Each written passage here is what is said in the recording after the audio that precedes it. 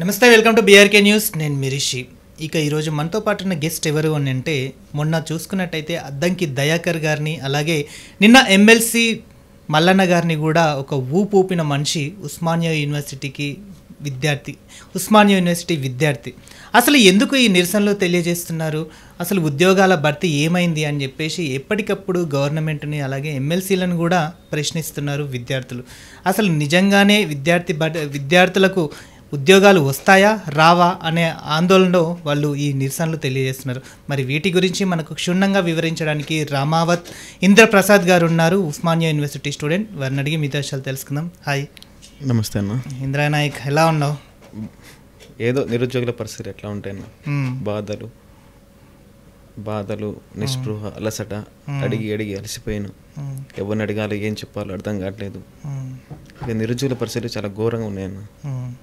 అసలు ఎందుకు మీ డిమాండ్స్ ఏంటి? మొన్న అద్దంకి దయాకర్ని, తర్వాత నిన్న ఎమ్మెల్సీ తీన్మార్ మల్లన్నని ఎందుకు ఎప్పటికప్పుడు ప్రశ్నిస్తున్నారు? అంటే ఇంకా ఎమ్మెల్సీలు అయిపోయి నెక్స్ట్ ఇంకెవరైనా టార్గెట్ ఉన్నారా? మా సమస్యలు వినడానికి వచ్చిన అద్దంకి దయాకర్ అన్నను మేము దయాకర్ అన్నని ఏమనట్లేను. ఎందుకంటే ఆయన మా బాధ వినడానికి వచ్చినప్పుడు వినాలి కదా. వినడానికి వచ్చినప్పుడు 100 మంది పోలీసులు రావాల్సిన అవసరం లేదు. అక్కడ మీ చుట్టూ మీ మనుషులను పెట్టాల్సిన అవసరం లేదు. పోలీసులతో ఆపే ప్రయత్నం చేయకూడదు. వినడానికి వచ్చినప్పుడు వినండి, నేను చెప్పేది వినండి. సమస్యలు ఉన్నాయి కదా, మీరు సమస్యలు ఉన్నాయనే వచ్చారు, సమస్యలు వినండి. మేము మీకు ఏదన్నా తప్పుగా రాజకీయంగా మాట్లాడితే మీరు మమ్మల్ని ప్రశ్నించవచ్చు, ఎందుకు పక్కదారి పట్టిస్తున్నాం అని చెప్పారు. జాబ్ క్యాలెండర్ ఇస్తామని చెప్పారు. మొదటి ఏడాదిలో 2 లక్షల ఉద్యోగాలు భర్తీ చేస్తామని సాక్షాత్తు సీఎం రేవంత్ రెడ్డి గారు చెప్పారు. అసలు ఈ స్టోరీ బ్యాక్గ్రౌండ్ ఇంకా వేరుందన్న చెప్పాలంటే, గ్రూప్ 1 పేపర్లు లీక్ అయినాయి, రాసినాం, అంతా మంచిగానే ఉంది, మనకు వచ్చేస్తుంది అని చెప్పేసి మేము అనుకున్నాం. ఒక్కసారిగా ఎగ్జామ్ క్యాన్సిల్ అని వచ్చేసింది. అంటే ఎక్కడ మీ ప్రాపర్ ఎక్కడ? అసలు నువ్వు ఇప్పుడు ఉస్మానియా యూనివర్సిటీలో ఏం స్టడీ చేస్తున్నావు? ఇలాంటి ఆవేదన బాగా అంటే నీ కళ్ళలో కనిపిస్తుంది, బాగా ఎమోషనల్గా. తర్వాత ఇంకోటి ఏంటంటే, ఇంత చదివినా కూడా నా లైఫ్ ఇంతే అన్నంత ఎమోషనల్ బాగా కనిపిస్తుంది. ఎక్కడ అసలు మీ పేరెంట్స్ ఏం చేసేవాళ్ళు ఇంతకు? మాది నల్లగొండ డిస్టిక్, అనుముల మండలం, వీర్లగడ్డ తండ, మారుమూల గ్రామం. ఒక 100 ఇళ్ళు ఉంటాయన్న. మా నాన్న గవర్నమెంట్ అధికారి, అంటే అటెండర్ స్థాయిలో అధికారి. నేను, మా తమ్ముడు, మా అన్న, ముగ్గురం మేమైతే. నేను మా మండలంలో 10th క్లాస్ పూర్తి చేశాను. నాకు 83%, అంటే 500. అప్పుడు 94 బ్యాచ్ అంటే మీకే తెలిసి ఉంటుంది. ఒక 500 మార్కులు వచ్చాయంటే ఇక నా తల్లిదండ్రులు ఏమనుకుంటారు, మన కొడుకు జాబ్ వస్తుంది, గవర్నమెంట్ జాబ్ వస్తుంది, బాగా చదువుతాడని చెప్పారు. ఆ తర్వాత ఇంటర్మీడియట్ చదివాను, 927, 92% నాకు. ఇక వాళ్ళకేముంటుంది, ఇక అంటే మధ్యతరగతి తల్లిదండ్రులకి ఏముంటుందన్న, నా కొడుకు బాగా చదువుతాడు, జాబ్ కొడతాడని చెప్పేసి ఒక హోప్ ఉంటుంది.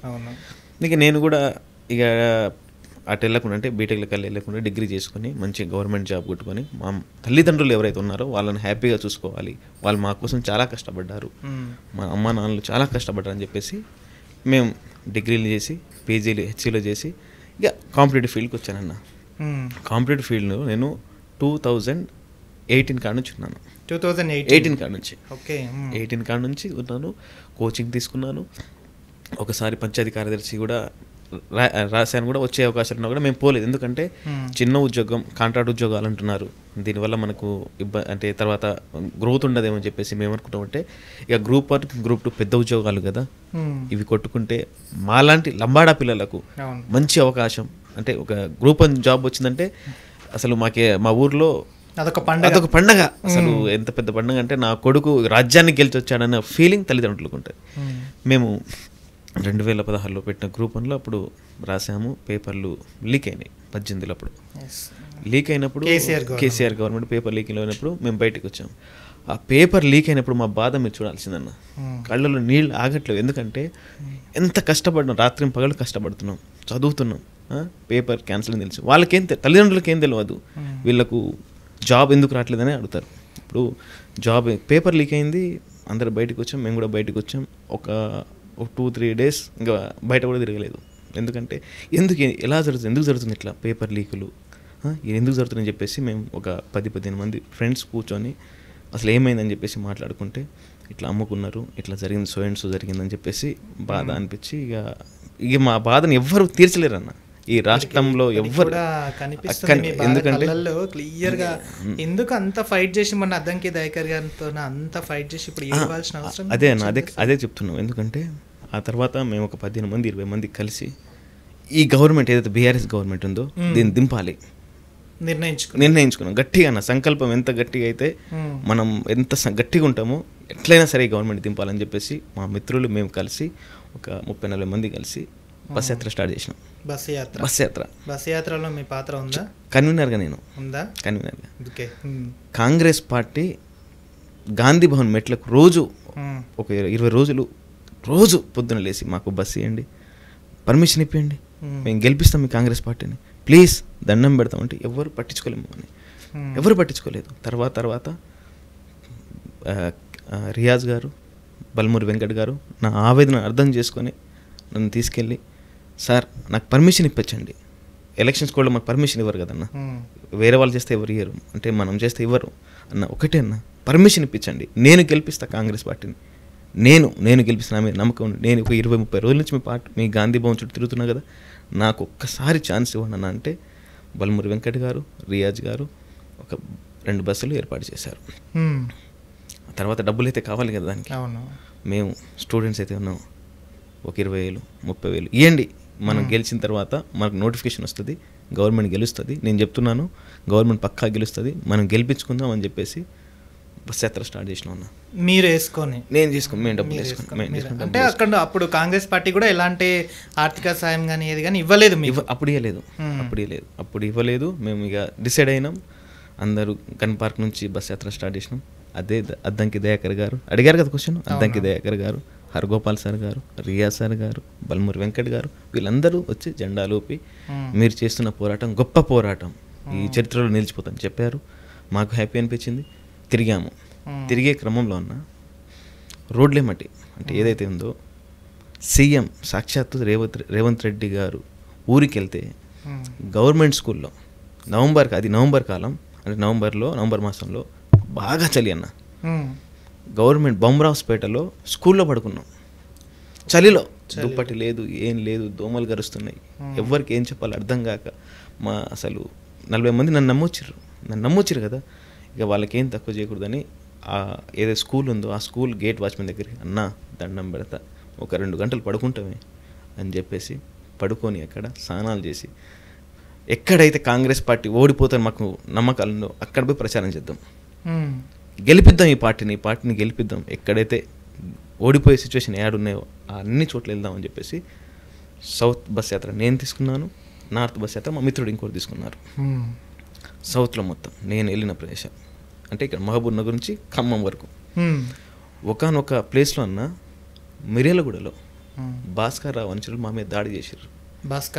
అనుచరులు ఎమ్మెల్యే భాస్కర్ రావు అనుచరులు మా మీద దాడి చేశారు. ఏ పార్టీకి చెందిన? బీఆర్ఎస్ పార్టీకి సంబంధించింది. మేము ఒకటే అన్నా మీకు దండం పెడుతున్నాం, మా కడుపు ఖాళీ, మాకు ఉద్యోగాలు లేక మేము యాత్రలు చేస్తున్నాం, ప్లీజ్ మిమ్మల్ని మా 10 ఏళ్ల కాలంలో మమ్మల్ని మీరు మోసం చేశారు, పేపర్ లీకులు అయినాయి, మా గురించి ఎవరు పట్టించుకోలేదు, దండం పెడతాను మమ్మల్ని ఏం చేయగలన్నా అంటే అప్పటికప్పుడు అవతల కాంగ్రెస్ పార్టీ ఎమ్మెల్యే బిఎల్ఆర్ గారు వచ్చి మమ్మల్ని కాపాడే ప్రయత్నం చేశారు. మిర్యాలగూడ డివిజన్ వచ్చారు. ఆ తర్వాత ఖమ్మం పోయిన తర్వాత కూడా వేరే వాళ్ళు ఎవరైతే బీఆర్ఎస్ సంబంధించిన వాళ్ళు కాకపోతే వేరే సంబంధించిన ఎవరో రకరకాలుగా ఫోన్లు నన్ను ఇబ్బంది పెట్టే ప్రయత్నాలు, బిడ్డ పార్టీ మీ పార్టీ నువ్వు చెప్పే పార్టీ గెలవదు, నిన్ను మరుక్షణం కూడా నేను బతకనీయం నిన్ను, నువ్వు బస్ యాత్ర అయిపోయిన తర్వాత రిజల్ట్స్ వచ్చాక వన్స్ బీఆర్ఎస్ వచ్చిందా నిన్ను బతకనీయమన్నారు. సరే పోతే పోని ప్రాణాలు ఇక నేను లెక్క చేయలేదన్న, ఎందుకంటే ఇక నా గ్రూప్ అని రాసిన తర్వాత జీవితమే పోయింది, జీవితం పోయింది, ఇక వీళ్ళు బతుకుంటే ఎంత పోతే ఎంత అని చెప్పేసి అనుకున్నారు. ఆ తర్వాత నేను బయటకు వచ్చాను, అంటే వాళ్ళు దాడి జరిగిన బయటకు వచ్చాను, తిరిగాను, అంతా చేశాను, వచ్చాము, మళ్ళీ గన్ పార్క్ దగ్గర ఎండింగ్ చేశాము. అప్పటి జార్ఖండ్ పీసీసీ అయిన అజయ్ కుమార్ సార్ గారు నన్ను దగ్గర తీసుకొని బాగా మాట్లాడావు, బాగా యాత్ర చేసావు, అసలు పార్టీ గెలుస్తుందని చెప్పేసి కన్యాకుమారి గారు మీకు తెలిసే ఉంటాయి, కన్యాకుమారి గారు కూడా నాతోటి మాట్లాడిన మాటలు ఉన్నాయి, ఫోటోలని పంపిస్తాను అన్నీ. ఎందుకంటే ఎట్లా అనిపిస్తుంది అంటే అన్న, తల్లిదండ్రులు అంటే మిడిల్ క్లాస్ ఫ్యామిలీ ఎట్లుంటుందంటే, నా కొడుకు జాబ్ వదిలిపెట్టి ఈ రాజకీయాల చుట్టూ ఎందుకు తిరుగుతున్నాడు అని వాళ్ళ ఆవేదన ఉంటుంది చూడన్న. అది ఎవరు వర్ణించలేరు అన్న. నిజంగా చెప్తున్నాను కదా, రోజు మా నాన్న 9 దాటితే నాకు ఫోన్ చేస్తాడు, బిడ్డ చదువుతున్నావా, ఏం చెప్పాలన్న, నోటిఫికేషన్స్ లేవు, ఎందుకు రావన్న కోపాలు. ఇప్పుడు మీరు చెప్తున్నారు కదా అద్దంకి దయాకర్ని ఎందుకు ప్రశ్నించారంటే, అన్ని కన్వీనర్గా బస్ యాత్రలు చేసిన ఏ పోస్టు అడగలేదు, ఎమ్మెల్సీ అడగలేదు, ఏం అడగలేదు కదా మిమ్మల్ని. మీరు ఎమ్మెల్సీ కావాలని ఏం అడగలేదు, ఎమ్మెల్యే కావాలని అడగలేదు, మా నోటిఫికేషన్ మాకు ఇవ్వండి. సరే, కొత్తగా వచ్చిన గవర్నమెంట్ నిధులు లేవని చెప్పారు, సరే ఒక సంవత్సరం పోని, సరే నెక్స్ట్ సంవత్సరం అడుగుదాం అని చెప్పేసి అనుకున్నాం. ఇలా 2వ సంవత్సరం అయిపోతుంది, జాబ్ క్యాలెండర్ లేదు, జాబ్లెస్ క్యాలెండర్గా చేశారు. ఇక అందరు నన్ను అడుగుతున్నారు, ఇప్పుడు ఎట్లుంటుందన్న, ఆ రోజు నువ్వు తీసుకెళ్ళావు, ఏమైంది, నిరుద్యోగులందరూ నన్ను క్వశ్చన్ వేస్తున్నారు. ఆ రోజు నిన్ను హారతి పట్టారు, జనారెడ్డి గారు మీ దగ్గరకు వచ్చి పూలమాలేశారు, అందరూ మీకు ఎవరైతే కాంగ్రెస్ పార్టీ పెద్ద పెద్ద నాయకులు పొంగులేటి శ్రీనివాసరెడ్డి గారి దగ్గర వచ్చి నన్ను హత్తుకొని నన్ను ఇది చేశారు. వీళ్ళందరూ ఎక్కడికి పోయారు, నిరుద్యోగుల గురించి మాట్లాడి వీళ్ళందరూ ఎక్కడికి పోయారు అనగానే ఇక నేను ఏం చేయాలో నాకు కోపం బాగా వచ్చేసింది అన్న. ఒకసారి ఎట్లా అనిపించిందంటే, అప్పుడు పేపర్ లీక్ అయినప్పుడు ఏదైతే బాధ ఉందో అదే బాధ అద్దంకి దయాకర్ వచ్చినప్పుడు నాకు కలిగింది. ఎన్నోసార్లు అడిగినాం, ఇక లాభం లేదు, ఇంకా అడగాల్సిన అవసరం లేదనిపించింది అన్న. ఒక్కసారి నాకు కోపం వచ్చి, అద్దంకి దయాకర్ ఎవరైతే నేను కష్టపడ్డా కాంగ్రెస్ పార్టీ కోసం, నేను కష్టపడ్డా, అడిగే హక్కు నాకుంది, ఎందుకు నోటిఫికేషన్ ఇవ్వను? నువ్వు మేనిఫెస్టోలో 2 లక్షల ఉద్యోగాలు అన్నావు, భర్తీ చేస్తా అన్నావు, ఎక్కడ పోయింది నీ 2 లక్షల ఉద్యోగాలు? ఎందుకు ఇలా బూటక మాటలు, డ్రామాలు, రోజుకు ఏదో ఒకటి మాట్లాడుతాం, నిరుద్యోగుల అంటే పబ్బం గడపడానికి ఏదో ఒక మాటలు ఎందుకు? మేము కాంగ్రెస్ పార్టీ కోసం పనిచేసినాం, మమ్మల్ని పిలిపించి మాట్లాడు, రేవంత్ రెడ్డి గారు మమ్మల్ని పిలిపించి మాట్లాడండి అంటే మీకు అపాయింట్మెంట్ కూడా ఇవ్వలేదు. ఇప్పుడు ఆ రోజు గెలిపించండి అని చెప్పేసి అంతగానం తిరిగిన వ్యక్తులు ఈ రోజు మీకెందుకు అపాయింట్మెంట్ ఇవ్వలేదు అంటే మీకోసం అంటే మీరు ఇంకా అడుగుతారనే ఉద్దేశమా, లేకపోతే ఇంకా వీళ్ళని ఇక్కడికి వదిలేయాలనే ఆకాంక్షన వాళ్ళకి? ఇప్పుడు వదిలేయనే ఆలోచన కనబడుతుంది ప్రస్ఫుటంగా. మనం చెప్పాల్సిన అవసరం లేదు. అంతగానం కష్టపడ్డాను నేను, ఒక ఎవ్వరికి భయపడకుండా కాంగ్రెస్ పార్టీ రావాలని చెప్పేసి చేస్తే లాస్ట్కి నాకు మిగిలింది ఏంటంటే, నువ్వు అమ్ముడు పోయావు, మాట్లాడకుండా నువ్వు అమ్ముడు పోయావు అని చెప్పేసి కొంతమంది నన్ను టార్గెట్ చేశారు. కాంగ్రెస్ అమ్ముడు పోయావు, డబ్బులు తీసుకున్నావు, అందుకే నువ్వు మాట్లాడతావు. తీసుకున్నావా? రూపాయి కూడా నాకు, నేను ఎక్కడగానో ₹1 తీసుకుంటే ఆధారాలు ఉంటే నేను ఈ జీవితం వదిలేసి వెళ్ళిపోతా. అంటే నేను చదువుకున్న చదువుని ఇంటికి వెళ్ళి బర్లో గొర్రెలో ఏదో కాసుకొని చదువుకుంటా. ఎక్కడ ₹1 కూడా ఆశించకుండా పనిచేసిన. పేరు గురించి ఎవరు పాకలాడతారన్నా, మాకు వచ్చే నోటిఫికేషన్ మాకు ఇస్తే చదువుకుంటాం. అసలు ఇంకొకటి ఏంటంటే, ఆ రోజు అద్దంకి దయాకర్ గారిని సిగ్గుందా వీళ్ళకు అన్నట్టు మాట్లాడిన సందర్భాలు, ఒక గౌరవ ఎమ్మెల్సీని పట్టుకొని, ఒక అధికారిని పట్టుకొని, పైగా తన కాంగ్రెస్ పార్టీలో ఉండే ఒక ఎమ్మెల్సీ నాయకులు, ఉద్యమం నుంచి ఉన్న వ్యక్తి, మీరు సామరస్యంగా అడిగే పద్ధతి ఎలా ఉంటుంది? అలాంటి మాటలు అడిగే పద్ధతి ఎలా ఉంటుంది? ఎన్నిసార్లు అడగాలన్నా, ఎన్నిసార్లు వీళ్ళ ఇంటికి వెళ్ళాలి, నేను ఎన్నిసార్లు అడగాలి చెప్పు? అద్దంకి దయాకర్ గారి ఇంటికి 2 సార్లు వెళ్ళాను, బల్మూరి వెంకట్ గారి ఇంటికి వెళ్ళాను, రియా సార్ గారి ఇంటికి వెళ్ళి ఎన్నిసార్లు వెళ్ళి అడగాలి? అయ్యా అడుక్కోవాలా? ఇదేమో రాచరికమా? ఎన్నిసార్లు అడుక్కోవాలి అన్నా? నోటిఫికేషన్ వేయండి అన్నా, అడుగుతున్నారన్న పిల్లలు అంటే పట్టించుకుని పాపాన పోలేదు మీరు. ఇదే బల్మూరి వెంకటి గతంలో స్టేజ్ల మీద దానిల మీద కూడా కాంగ్రెస్ పార్టీని గెలిపిస్తే ఖచ్చితంగా మన బతుకులు బాగుపడతాయి, ఉద్యోగాలు వస్తాయన్న సందర్భం కూడా ఉంది కదా. మరి వెంకట్ గారిని అడిగాము చాలా సార్లు. అన్న ఎమ్మెల్యే క్వార్టర్స్లో ఉంటే చాలా సార్లు, ఎన్నోసార్లు నేను అన్న ఏంటన్నా పార్టీకి, నేను గెలిపించిన పార్టీ కదా, పరువు పోతుందన్న, ఊళ్ళో నన్ను తిడుతున్నా, నిరుద్యోగులు రోజు ఫోన్ చేస్తున్నారన్నా, నువ్వు గెలిపించినావు కదా, నువ్వు తిరిగినావు కదా, ఎక్కడికి పోయింది మీ కాంగ్రెస్ పార్టీ తిరుగుతున్నా అంటే ఎవరు నో ఆన్సర్ ఎవరు ఇప్పటిదాకా నో ఆన్సర్. త్వరలో అని చెప్పేసి ఒకడు కాంగ్రెస్ పార్టీలో మానవతరాయ్ అనే వ్యక్తి, వాడు మనుష్య మృగమా నాకు అర్థం కావట్లేదు. నేను యాత్రలు చేస్తున్నప్పుడు బీఆర్ఎస్ లో పండిన మానవతరాయి ఇవాళ నాకు మెసేజ్లు పెట్టి, అరే లంగా లుచ్చ నీకెందుకు రా అంటున్నాను. అరే నీకంటే ఎక్కువ పనిచేసిన కాంగ్రెస్ పార్టీకి, అది నాకు తెలుసు. ఇవాళ నాకే అడిగే హక్కు ఉంది, ఎందుకంటే నేను కష్టపడ్డ కాంగ్రెస్ పార్టీ కోసం. ఇలా అద్దంకి అడుగుతా, సీఎం రేవంత్ రెడ్డి గారిని అడుగుతా, బల్మూరి వెంకన్న అడుగుతా, ఎవరైనా అడుగుతా. ఎందుకంటే ఆ రోజు ఎవరు సాహసం చేసిన విధంగా నేను సాహసం చేశా కాంగ్రెస్ పార్టీ కోసం. ఎందుకు పేపర్లు లీక్ అయినవి, పిల్లల జీవితాలు పాడైనవి చెప్పేసి నేను బస్ యాత్ర నేనే అడుగుతా. అద్దంకి దయాకర్ని కాదు, ఎవరినైనా అడుగుతా ఇదే క్వశ్చన్. ఎవరు తీన్మార్ తీన్మార్ మల్లన్న మల్లన్న. ఆయన కూడా అడిగే ఇదే చేశా, ఎందుకు ఎందుకు మాట్లాడతారు? తీర్మార్ మల్లన్న నిరసన అంటే ఆపాల్సిన ఆయన బీసీ రిజర్వేషన్ దాని మీద మాట్లాడడానికి వచ్చిండ్రు, అందులో మీరెందుకు అడగాల్సిన అవసరం వచ్చింది అంటే ఆయన మీకు టైం ఇవ్వలేదు ఇంకా వేరే సందర్భాల్లో?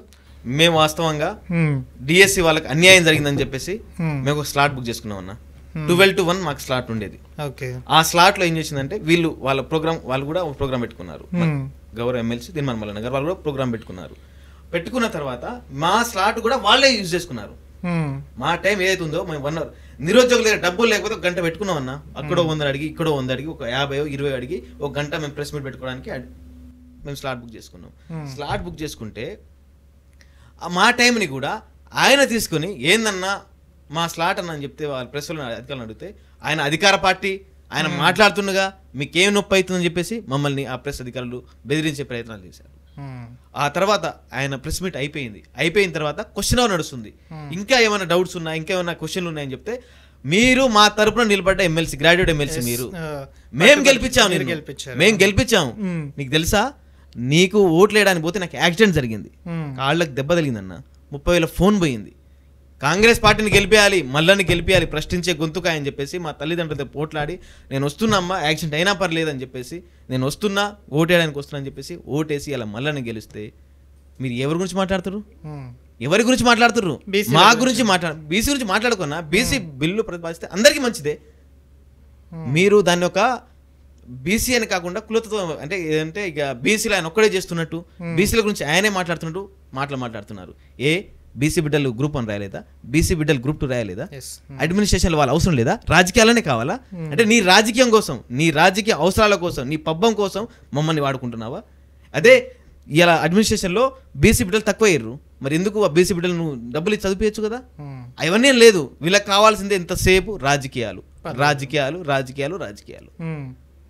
మరి ఏమన్నారంటే రెస్పాండ్ అయ్యండి మళ్ళీ తీన్మార్ రెస్పాండ్ అయ్యి నాకు ఫోన్లు వచ్చినాయి. ఫోన్లు వస్తే మీరు డబ్బులకు ఇది చేస్తున్నారు బిడ్డ, కాంగ్రెస్ పార్టీ యాత్ర చేస్తున్నప్పుడు రూపాయి నేను ఆశపడలేదు తెలుసా, ఒక్క రూపాయి కూడా ఆశపడలేదు ఎక్కడ కూడా. నేను ధైర్యంతో ముందుకేసిన. మరి ఆ రోజు నువ్వు కాంగ్రెస్ పార్టీలో జాయిన్ అయినప్పుడు మరి బీసీ బిల్లులో మీరు చేస్తారని చెప్పి ఆ రోజు ఎందుకు అడగలేదు సీఎం రేవంత్ రెడ్డి గారిని? ఇప్పుడు ఎందుకు అడుగుతున్నావు? నువ్వు ఎందుకు అడుగుతున్నావు? ఆ రోజు నువ్వు కాంగ్రెస్ పార్టీ రాహుల్ గాంధీ దగ్గర జాయిన్ అయినప్పుడు బీసీ బిల్లు నువ్వు ఆమోదించాలి, మీరు కొట్లాడని చెప్పి ఆ రోజు ఎందుకు అడగలేదు? అంటే ఈ రోజు ఏంటంటే అధికారం, నాకు ఇంకా బీసీలకు అధికారం కావాలని చెప్పి మాట్లాడడం మంచిదే, కానీ బీసీలను వాడుకొని నువ్వు అధికారం చెలాయిస్తున్నావు కదా. బీసీలను వాడుకొని నువ్వు అధికారం చెలాయించడం ఏంది? దాని గురించి మాట్లాడు. కృష్ణన్న ఉన్నారు, వేరే వాళ్ళు ఉన్నారు కదా, బీసీ నాయకులు ఉన్నారు కదా, వాళ్ళ దగ్గర నువ్వు పోవచ్చు కదా. వాళ్ళ దగ్గర నువ్వు పోకుండా నీ అధికారం కోసం నేనే ఇదే రాష్ట్రం మొత్తం నేనే పరిపాలించాలన్నట్టు అధికార దాహం కోసం ఇలా మమ్మల్ని వాడుకునే ప్రయత్నాలు చేస్తున్నారు. ఎక్కడ మాట్లాడినావు నువ్వు? జియో 29 అన్యాయం జరిగింది, పీడిత వర్గాలకు అన్యాయం జరిగింది, అణగానే వర్గాలకు అన్యాయం జరిగిందని చెప్పి మీ ఇంటికి ఆడ వస్తే నువ్వు కనీసం అపాయింట్మెంట్ ఇవ్వలేదు, మా గురించి మాట్లాడలేదు. ఎక్కడ పోయినప్పుడు నువ్వు ఏడబండినావు? నీకు సొయ్యలేదా? ఆ జియో 46 పిల్లలు రోడ్ల మీద తిరుగుతుంటే వాళ్ళని పిలిపియకుండా నువ్వు వాళ్ళ మీద బెదిరించే ప్రయత్నాలు, మీ ఎమ్మెల్సీ ఎలక్షన్ వాళ్ళనే బెదిరించే ప్రయత్నాలు ఏడబండినావు? అప్పుడు గుర్తు రాలేదా నీకు బీసీ? అంటే ఇక్కడ ఏం లేదన్నా, రాజకీయంగా వాడుకోవాలి, రాజకీయంగా అందరినీ వాడుకొని రాజకీయంగా విద్యార్థులను తర్వాత మహిళలను వాడుకొని ఆయన మాత్రం పబ్బం గడపాలి. అందరి గురించి ప్రశ్నిస్తుండే, అందరిని అడుగుతారు. ఓ పెద్ద మీటింగ్, ఇంత పెద్ద మీటింగ్ పెట్టి ఇంత పెద్ద హోడి మీటింగ్ రోజు ఇక ఆయనకి ఇష్టం వచ్చినట్టు మాట్లాడుతుండ్రు. మరి నిరుద్యోగుల గురించి ఒక మాట మాట్లాడొచ్చు కదా నువ్వు? నిరుద్యోగుల గ్రాడ్యుయేట్ ఎమ్మెల్సీ కదా నువ్వు, ఎక్కడ పోయినావు? మాట్లాడచ్చు కదన్నా. అన్నా 29 గురించి అన్యాయం జరిగిందన్న అంటే నాకు సంబంధం లేదు పోరి మీరు అని చెప్పేసి అహంకారంగా మాట్లాడినవి తెలియదా? నీ పక్కన ఉన్న సుదర్శన్ ఎన్నిసార్లు ఫోన్ తెలియదా? ఎన్నిసార్లు ఏడ్చిన తెలియదా మీకు? అప్పుడు ఎందుకు గుర్తు రాలేదన్నా? అంటే మీ మీటింగ్ చెడగొట్టడానికి మేమే కావాలా? రైట్. అంటే ఇప్పుడు ఇంకో విషయం చూసుకున్నట్టయితే ఉస్మానియా యూనివర్సిటీకి సంబంధించిన కొంతమంది విద్యార్థులు కేసీఆర్ వైపు ముఖం చూపుతున్నారు. అంటే గత ప్రభుత్వమే బాగుండే, ఇది అన్యాయంగా తెచ్చుకొని మా కండ్లల్లో మేమే పోడ్చుకున్నట్టు అవుతుందని చెప్పేసి కూడా ఉస్మానియా యూనివర్సిటీ విద్యార్థులు బాధపడుతున్న సందర్భం మేము వింటున్నాం. అది నిజమే అంటారా? వాస్తవం కావచ్చు. ఎందుకు చెప్పనా, వీళ్ళకంటే వాళ్ళనే ఏమంటారు ఇప్పుడు. కనీసం వాళ్ళు చేసిన అరచకాలు ఉన్నాయి, చాలా అరచకాలు ఉన్నాయి, కానీ వీళ్ళతో పోల్చుకుంటే వాళ్ళే నయం అనిపిస్తుంది ఇప్పుడు ఊళ్ళలో. ఇది అరే మీరు తిరిగిరు కదా, మీకు కనీసం మేము ఎవరు కూడా మహిళలు వచ్చి ఫ్రీ బస్ ఇవ్వమని అడగలేదు, ఎవరు వచ్చి ముందుకు వచ్చి అడిగే పరిస్థితి అంటే అడగలేదు, ఎవరు కూడా అడగలేదు. కానీ ఇలా నిరుద్యోగులు Group 2 పోస్టులు పెంచండి, Group 1 పోస్టులు పెంచండి అంటే పోస్టులు ఇవాళ జాబులు వద్దు ధర్నాలు చేస్తున్నారని చెప్పేసి సీఎం రేవంత్ రెడ్డి గారు మాట్లాడుతున్నారు. ఇవాళ రోడ్డు మీదకి వచ్చి పోస్టులు పెంచండి సార్, మాకు జీవితాలు ఆగమైపోయినాయి, పేపర్లకి మా జీవితాలు ఆగమైనప్పుడంటే ఇలా ఉద్యోగాలు వద్దని చెప్పేసి ధర్నాలు చేస్తున్నారని చెప్పేసి మీరు మాట్లాడుతున్నారు. ఇది కరెక్ట్ రేవంత్ రెడ్డి గారు? మీ తమ్ముడు గారు మాతో బస్ యాత్రలు పాల్గొన్నారండి. మేము మీ జిల్లాకి వెళ్ళాం. మీ జిల్లాకి వెళ్తే కొడంగల్ వాళ్ళు మమ్మల్ని కొడంగల్లో ఆపేసే ప్రయత్నం చేస్తే, పోలీసులను అడ్డుకునే ప్రయత్నం చేస్తే వాళ్ళ కాళ్ళ మీద పడి, అంటే అప్పుడు కాళ్ళ మీద పడి మేము బస్సు ముందుకు వెళ్ళే ప్రయత్నం చేశాం. మా గురించి ఇప్పుడు నిధులు నియామకాలు నియామకాల గురించి చర్చ జరుగుతుంది, నీళ్ళ గురించి చర్చ జరుగుతుంది, నిధుల గురించి చర్చ జరుగుతుంది. మన నియమాల ఏం తప్పు చేసామండి మేము? అంటే మిమ్మల్ని గెలిపించుకోవడం మా తప్ప? బస్సులు ఎక్కి మిమ్మల్ని గెలిపించడం మా తప్ప? ఏం తప్పు చేసాం? మా గురించి కూడా ఒక 2 గంటలు ఒక మీటింగ్ పెట్టి రండి, మీ సమస్యలు ఏమైనా మాట్లాడితే మేము మాట్లాడతాం కన్నా ఇప్పటిదాకా ఎటువంటి రివ్యూ అనేది జరపలేదు. ఇంకోటి ఏంటంటే విద్యాశాఖ కూడా తన ఆధ్వర్యంలోనే ఉంది.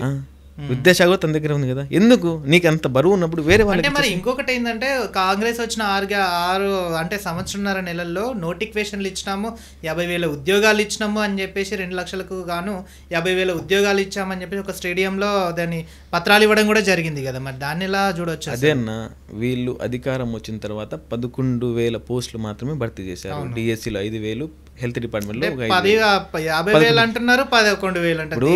పరిగణలోకి తీసుకోవాలి ఇప్పుడు అన్న. వాళ్ళు వాస్తవానికి గత బీఆర్ఎస్ గవర్నమెంట్ ఏదైతే ఉందో వాళ్ళు నోటిఫికేషన్ ఇచ్చారు. నోటిఫికేషన్ ఇచ్చిన తర్వాత ఎగ్జామ్ అంటే నోటిఫికేషన్ ఇచ్చేసి వెళ్ళిపోయారు, ఎలక్షన్స్కి వెళ్ళి. వీళ్ళు వచ్చిన తర్వాత కొన్ని ఎగ్జామ్స్ పెట్టారు, వీళ్ళే నియామక పత్రాలు ఇచ్చారు. నోటిఫికేషన్ ఇచ్చింది మాత్రం వాళ్ళే, బీఆర్ఎస్ వాళ్ళే. మరి మీరు ఆ రోజు మేనిఫెస్టో అదే పెట్టచ్చు కదా. ఈ రోజు బీఆర్ఎస్ ఇచ్చిన నోటిఫికేషన్ కూడా మేము దాంట్లోనే కౌంట్ చేసుకుంటున్నాం. మేము కౌంట్ చేసుకొని మీకు ఇస్తున్నాం చెప్తే ఆ రోజు మేము వేరే దారి చూసుకుంటూ వాళ్ళం కదా కదా. మందికి పుట్టిన పిల్లలను మా పిల్లలు అనుకుంటే ఎట్లా? మీకు అనిపించవచ్చు, మీరు ముద్దు పెట్టుకోవచ్చు, కానీ మాకు అది తప్పు కదా, తప్పు కదా. మరి ఎట్లా ఉస్మానియా యూనివర్సిటీలో మీలాంటి ఉద్యోగులు కూడా నిరుద్యోగులు కూడా చాలా మంది ఉంటారు. ఇప్పుడు మీ పరంగా మీరు వాళ్ళ సైడ్ నుంచి ఫైట్ చేశారు, రోజు కొన్ని మాటలు అనిపించుకుంటున్నారు, వాళ్ళ దగ్గర నుంచి రోజు కొన్ని విమర్శలు కూడా వస్తున్నాయి. మీరా అడగడానికి అక్కడ ఛాన్స్ ఇవ్వట్లేదు, నిరుద్యోగులు మిమ్మల్ని అడుగుతున్నారు. రెండింటి మధ్యలో ఎట్లా హ్యాండిల్ చేస్తారనుకుంటారు? మరి అదేనా, ఒక సైడ్ మీ గురించి ఆపోజిట్గా మాట్లాడామనుకో బీఆర్ఎస్ అంటున్నారు. అవును, వీళ్ళేమో నువ్వు డబ్బులు తీసుకున్నావు, పెయిడ్ ఆర్టిస్ట్ అంటున్నావు. ఎవరు డబ్బులు తీసుకున్నారు? ఎవరు మాట్లాడుతున్నారు? ఎట్లా అనిపిస్తుంది అసలు? ఇప్పుడు అసలు నా పేరు ఇందిరా నాయక్ అన్న. మా నాన్న ఇందిరాగాంధీ అసలు అంటే వాళ్ళని చూసి నా పేరు పెట్టారు. నేను కట్టర్ కాంగ్రెస్ పార్టీని, ఎంత కట్టర్ అంటే కాంగ్రెస్ పార్టీని నాకు అంత అభిమానం. ఎందుకంటే బడుగు బలహీన వర్గాలకు న్యాయం చేసే పార్టీ ఏదైనా ఉందంటే అది కాంగ్రెస్ పార్టీ నమ్మే సిద్ధాంతం మాది. నన్ను కూడా మీరు బీఆర్ఎస్ పార్టీ అని ముద్రేసే ప్రయత్నాలు చేస్తున్నారు. అంటే ఒక కార్యకర్త మీరు పోగొట్టుకున్నారు కదా, పోగొట్టుకున్నారా? మీలాంటి వాళ్ళని ఇంకా ఎంతో మందిని పోగొట్టుకున్నారు. ఎంతో మంది ఉంటారు కదా. నేను ఒక్కడనే కాదు కదా, నాలాంటి వాళ్ళు చాలా మంది అలా నాకు ఫోన్ చేసి ఏంది ఇట్లా అన్యాయం చేస్తున్నారు వీళ్ళు, అరాచకం ఏంది వీళ్ళది, ప్రశ్నించరా అని చెప్పి నాకు కట్టలు దిగుచ్చింది. అసలు ఆ రోజు నేను దయాకర్ని కాదు, సీఎం రేవంత్ రెడ్డి గారు అదే ప్రశ్నించేవాడిని. మరి పోలీసులు ఆపే ప్రయత్నం చేశారన్న, ఆపే ప్రయత్నం చేశారు, కేసులు కూడా పెట్టారు నా మీద. కేసులు కూడా కాంగ్రెస్ పార్టీలో మీరు ఒక కాంగ్రెస్ పార్టీ కార్యకర్త, అందులో మీరు ప్రశ్నించే గొంతు మీద కేసు పెట్టారు. వెళ్ళారా జైలుకి? ఆ తర్వాత నేను ఎందుకు కేసు పెట్టారని చెప్తే సమ్మని చెప్పేసి మళ్ళీ వాళ్ళు ఏం లేదు కేసు విత్డ్రా చేసుకున్నారు. నిజంగా నేను కేసులు పెట్టడము వాళ్ళ వంతు, అంతే, వెనుకకి తీసుకోవడము వాళ్ళ వంతు. మేమేదో రాజకీయంగా ఎదగాలని చెప్పేసి మాట్లాడుతున్నామని చెప్తున్నారు. మీరు బరాబర్ రండి, నోటిఫికేషన్ లేయండి. 2 లక్షల ఉద్యోగాలు ఎక్కడికి పోయింది? నిరుద్యోగ వృత్తి ఎక్కడికి పోయింది? ఇప్పటికీ నమ్మకం ఉందా నోటిఫికేషన్ చేస్తారని? లేవన్న, అందుకే ఆ రోజు చెప్పా కదా, నాకు నమ్మకం లేకనే మీరు మాట్లాడకండ్రా బాబు, వీళ్ళు మారర్రా, దొడ్లైన గొడ్డైనా మాట్లాడని వీళ్ళు మారర్రా. ఎన్నిసార్లు చెప్పాను, వీళ్ళ దగ్గర తీసుకెళ్ళాను. మారరు అంటే అసలు వీళ్ళు నన్నే ఇక ఈ చేసే ప్రయత్నం. నేను మాట్లాడుతుంటే నన్ను ఆపిరన్నా, నాకు మామూలు కోపం రాలేదు ఆ టైంలో. ఉద్యమం చేసిన నేను, నీకంటే ఎక్కువ తెలిసిన నువ్వు ఉద్యోగం చేసినప్పుడు కాంగ్రెస్ పార్టీ ఎందుకు అధికారం రాలేదు? నేను ఇలా బస్ యాత్ర చేస్తే వచ్చింది. 100% నిరుద్యోగుల వల్ల ఇలా కాంగ్రెస్ పార్టీ వచ్చింది. మరి నువ్వు ఉద్యమం చేసినప్పుడు ఎందుకు కాంగ్రెస్ పార్టీ రాలేదు? కాంగ్రెస్ పార్టీ గెలవడానికి నా హస్తం ఉంది, బరాబర్ అడుగుతా. కాంగ్రెస్ పార్టీ గెలుపులో నా పాత్ర ఉంది. నేను గల్లా బట్టి అడిగే హక్కు కూడా నాకే ఉంది, ఎందుకంటే నేను గెలిపించా. ఎవరు సాధన చేయలేదే? మరి నువ్వు ఉద్యమం చేసినావు కదా, మరి ఉద్యమం చేసిన వాడు నువ్వు బస్ యాత్ర తిరగవచ్చు కదా, ఎందుకు చేయలేదు? పార్టీ రాదు, కాంగ్రెస్ పార్టీ రాదని మీరు అనుకున్నారు. నేను వస్తుందని బలంగా నమ్మా, తిరిగినా ఇలా కాంగ్రెస్ పార్టీ అధికారం వచ్చింది, ఏం ఆశించలేదు వాళ్ళ దగ్గర నుంచి. ఎమ్మెల్సీ అడిగానా? నాకంటే ఏం చదువు రానోళ్ళు, జీవోలు చదివిన వాళ్ళు కూడా ఇలా మా ఎమ్మెల్యేలు, మంత్రులు, ఎమ్మెల్సీలు అయ్యారు. నేను అడిగానా? అది కూడా ఎప్పుడు అడిగాను? మొదటి సంవత్సరం అడిగితే బాగోదు, రెండో సంవత్సరం అయిపోతున్నాయి, ఎవరు ఊరుకుంటారన్నా? ఎవరు ఊరుకుంటే చెప్పు. 10 సంవత్సరాలు ఊరుకున్నారు, 12వ సంవత్సరం వస్తుంది. వాళ్ళు అలాగే చేశారు, మీరు ఇలాగే చేశారు, ఇంకెవరిని అడగాలి మేము? కోపం కట్టలు తెగించు, నాకు కోపం వచ్చింది, ఇక నేను అడిగేసాను బరాబర్. నిన్న తీర్మానం మళ్ళీ కూడా అట్టే మాట, భయం లేదు, పెట్టుకుంటా, కేసులు పెట్టుకో, చట్టాన్ని గౌరవిస్తాం, మేము చట్టాన్ని గౌరవించే మాట్లాడుతున్నాం. మరి బీఆర్ఎస్ వైపు మొగ్గు చూపుతున్నారనే వార్తలు వస్తున్నాయి, మీరు కూడా ఏమైనా బీఆర్ఎస్ వైపు వెళ్ళే సూచన ఏమైనా ఉందంటారా? అంటే బీఆర్ఎస్ శ్రేణులతో ఏమైనా మాట్లాడుతున్నారు అది అన్నట్టు కూడా వార్తలు వినిపిస్తున్నాయి, అది ఎంతవరకు కరెక్ట్? నా ఇప్పుడు ఒక సైడ్ నుంచి కొట్లాడుతున్నప్పుడు ఇంకో సైడ్ వాళ్ళు కామన్గా ఫోన్ చేయడం కామన్. కానీ మాకు ఎవరి సపోర్టు అంటే మీరు సపోర్ట్ ఇవ్వండి, మా నోటిఫికేషన్ల గురించి సపోర్ట్ చేయండి. నాకు కాదు సపోర్ట్ చేసేది, నాకు ఇందిరా నాయక్ను వాళ్ళని వీళ్ళని సపోర్ట్ చేయకండి. నోటిఫికేషన్ ఎట్లా వస్తుంది దాని గురించి మీరు కొట్లాడండి. అసెంబ్లీ మీకు కూడా ఉన్నారు కదా ఎమ్మెల్యేలు, దాని గురించి మీరు కొట్లాడండి. నా గురించి మీరు మాట్లాడినందుకు అందరికి ధన్యవాదాలు. నా గురించి నాకు ఫోన్ చేసినందుకు అందరికి మంచిదే. కానీ నేను ఏమంటున్నా అంటే నా కోసం కొట్లాడకండి. నోటిఫికేషన్ ఏమైనా వచ్చే ప్రయత్నాలు ఉంటే మీ దగ్గర నుంచి కూడా మీరు చేయండి. ఇంకోటన్నా ఒక విషయం చెప్పాలి, సాయంత్రం 5-5:30 ఆ టైంలో ఏ తల్లిదండ్రులైనా ఫోన్ చేస్తారు. ఫోన్ చేసినప్పుడు కొడుక ఇలా లైబ్రరీకి వెళ్ళినామంటే నేను ఏం అబద్ధం ఆడుతున్నాను వాళ్ళతోటి. ఎట్లా అంటే నేను తిరుగుతుందేమో బయట కొట్లాడుతున్నాను, వాళ్ళకేం చెప్పలేని పరిస్థితి. ఇక కన్నీళ్ళు వస్తుంటాయి, ఇక వాళ్ళకి అబద్ధం చెప్తున్నా, కన్న వాళ్ళకు కూడా అబద్ధం చెప్తున్నాను అనే నాకు ఫీలింగ్. అసలు నాకు మీరు చేసిన వీడియో అమ్మ వాళ్ళు చూశారు, ఏమన్నారు? ఎవరికి లేని బాధ నీకెందుకు కొడక, కాంగ్రెస్ పార్టీ కోసం తిరిగినావు, వాళ్ళు నీకేమీ ఇవ్వలేదు, అక్కడ టైం వేస్ట్ చేసుకున్నావు, 30 సంవత్సరాలు వచ్చినాయి, పెళ్ళైనా చేసుకో అని చెప్పేసి వాళ్ళు అంటుంటే నేను అందరికీ దూరమై ఫోన్ మాట్లాడే పరిస్థితి లేక అసలు నాకు రోజు నిద్ర పట్టట్లేదన్న. నిద్ర పట్టక ఆకలితోటి వండుకోలేక అట్నే పడుకుంటున్నా. చాలా మంది, నేను ఒక్కడే కాదు, చాలా మంది ఉన్నారన్న, చాలా మంది ఉన్నారు. నేను ఒక్కటే చెప్తున్నాను వీళ్ళకి, కనీసం నిరుద్యోగ భృతో నోటిఫికేషన్ ఇస్తే వస్తుంది జాబులు, ప్రైవేట్ సెక్టార్లో చూసుకుంటాం, ప్రైవేట్ సెక్టార్కి వెళ్ళిపోతాం. మీరు ఎందుకు మా జీవితాలతో ఆడుకున్నారు? ఇస్తా 2 లక్షల ఉద్యోగాలు ఎక్కడికి పోయినాయి? మొన్న అద్దంకి దయాకర్ గారు అయిపోయారు, నిన్న ఎమ్మెల్సీ తీన్మార్ మల్లన్న గారు అయిపోయారు. నెక్స్ట్ ఇంకెవరు టార్గెట్ పెట్టి? ఎవరైనా అన్న, ఎక్కడ సభ ఎక్కడ వెళ్ళిపోతా. భయం లేదు, ఎందుకు భయం లేదు? కేసులు పెట్టినా భయం లేదు. చట్టం పరంగానే మేము ఎదుర్కొంటాం. ఎందుకంటే అన్న, ఎందుకు భయపడలేదు? నేను గెలిపించిన అన్న కాంగ్రెస్ పార్టీ, నాకు ఎందుకు భయం అన్న? నా పార్టీ అనుకుని గెలిపించిన. మీ పార్టీ వాళ్ళు మాట్లాడవచ్చు, మీ పార్టీ గురించి మాట్లాడితే తప్పులు లేవు. మంత్రి పదవులు రాకపోతే మీరు బహిరంగానే మాట్లాడవచ్చు, రేవంత్ రెడ్డి గారిని తిట్టొచ్చు. కానీ మేము నిరుద్యోగులు మాట్లాడితే మాత్రం మా మీద కేసులు, దాడులు, అన్యాయాలు, అక్రమాలు. ఇది ఎక్కడన్నా? ఇంకో 3 years ఉంటుంది కదా కాంగ్రెస్ గవర్నమెంట్. అవునన్నా, ఫీల్ అవుతున్నారు మరి? వెళ్ళిపోద్దా? మాకు కనుక న్యాయం చేయకపోతే మేమే బరాబర్ కొట్లాడతాం, గద్దె దించుతారు కంపల్సరీ. మరి నెక్స్ట్ వచ్చే గవర్నమెంట్ ఒకవేళ మీకు న్యాయం చేస్తుందంటారా? బాండ్ పేపర్ రాసుకుంటాం, నమ్మే పరిస్థితి లేదు. మేనిఫెస్టో అది నమ్మేది లేదు కదన్నా. మీరు వాళ్ళని ఏదైతే నెక్స్ట్ గవర్నమెంట్ వస్తుంది అనుకుంటారో ఆ గవర్నమెంట్ దగ్గర బాండ్ పేపర్ రాపించుకుంటాం. మీరు కూడా ఇలా చేస్తారా, లేకపోతే వాళ్ళ లెక్క మీరు ఇట్లా చేసుకుంటారంటే మీరు మాకు చేయాల్సిన అవసరం ఏం లేదు. మాకు అన్ని లీగల్ టీమ్ తోటి కూడా మేము చేస్తామని చెప్పేసి ఫర్దర్గా మూవ్ అవుతాం. చివరిగా మీరు గవర్నమెంట్కి ఏం చెప్పదలుచుకున్నారు? ఒకటే అన్న, నోటిఫికేషన్స్ ఏదైతే మీరు ఇచ్చారు మేనిఫెస్టో, 2 లక్షల ఉద్యోగాలు, బీసీ, ఎస్టీ, మైనార్టీ బ్యాక్లాగ్ పోస్టులు, ఇంకోటి June 2 కల్లా అన్ని శాఖల్లో భర్తీలను, అంటే అన్ని శాఖల్లో నోటిఫికేషన్ రిలీజ్ చేసి September 17 కల్లా భర్తీ చేస్తామన్నారు. అది చేయాలి. యూనివర్సిటీలో చదువుకున్న పిల్లలకు, స్కాలర్స్కు ఫెలోషిప్ 10,000 రూపాయలు ఇస్తున్నారు, అది ఇవ్వాలి. ఇంకోటి guest time, part time lecturers ఉన్నారు కదా, వాళ్ళ గౌరవ వేతనాన్ని పెంచాలని చెప్పి మీరు చెప్పారు, అది మేనిఫెస్టోలో పెట్టారు, అది చేయాలి. యువతులకు 18 సంవత్సరాలు పైబడిన యువతులు ఎవరైతే ఉన్నారో వాళ్ళకి ఎలక్ట్రిక్ స్కూటీ ఇస్తాను, అది చెప్పాలి. ఎందుకంటే మీరు పెట్టినవి, మేము ఏదో మా పర్సనల్గా ఏం అడగట్లేదు, మీరు పెట్టినది ఇవ్వండి. మళ్ళీ మీరు కనుక నోటిఫికేషన్ ఇస్తే కాంగ్రెస్ పార్టీలో కలుద్దాం, లేకపోతే బరాబర్ కొట్లాటే, ఎవరికి భయపడేది లేదు. కేసులు పెట్టుకోండి, చూసుకుందాం. నేను తెగించే వచ్చినాయి, ఎందుకంటే 2 సంవత్సరాలు చూసినాం, అది 10 సంవత్సరాలు, ఈ 12 సంవత్సరాలు అయిపోయాయి. గుర్తుపెట్టుకోండి, నా పేరు ఇందిరా నాయక్. మీకు నిజంగా చెప్తున్నాను కదా, మీకు ఇది గుర్తుండకపోవచ్చు, ఎందుకంటే వాడుకొని వదిలేశారు. నేనేం మిమ్మల్ని ఎక్కడ కూడా విమర్శించలేదు, నన్ను వాళ్ళు మోసం చేశారని చెప్పట్లేను, నాకేమైనా చేయమని చెప్పట్లేను. బరాబర్ నోటిఫికేషన్ ఇవ్వకపోతే రాష్ట్రాన్ని మరో ఉద్యమం, తెలంగాణ ఉద్యమంలా చేస్తాం. కంపల్సరీ. నాయక్, మీ కోరిక కూడా నెరవేరాలని మా ఛానల్ తరఫు నుంచి కోరుకుంటున్నాం. అలాగే మీకు న్యాయం జరగాలని కూడా మా బీఆర్కే న్యూస్ నుంచి కూడా కోరుకుంటున్నాం. ఓకే, చూశారు కదా తెలంగాణలో నిరుద్యోగుల పరిస్థితి ఇలా ఉంది. అయినా కూడా రేవంత్ రెడ్డి గారు ఇప్పటిదాకా పట్టించుకోవట్లేదు, ఉద్యోగాలు కూడా భర్తీ చేయట్లేదని చెప్పేసి ఉస్మానియా యూనివర్సిటీకి చెందిన ఇంద్రప్రసాద్ గారు ఆవేదన వ్యక్తం చేస్తున్నారు. నాలాంటి వాళ్ళే కాదు, ఇంకా చాలామంది ఉన్నారు, ప్రతి విద్యార్థి కూడా ఇలాగే బాధపడుతున్నారని ఆయన కన్నీటి ఆవేదన వ్యక్తం చేస్తున్నారు. మరి చూద్దాం రేవంత్ రెడ్డి గారి గవర్నమెంట్లో విద్యార్థులకు న్యాయం జరుగుతుందా లేదా అనేది వేచి ఉండక తప్పదు. Keep watching BRK news.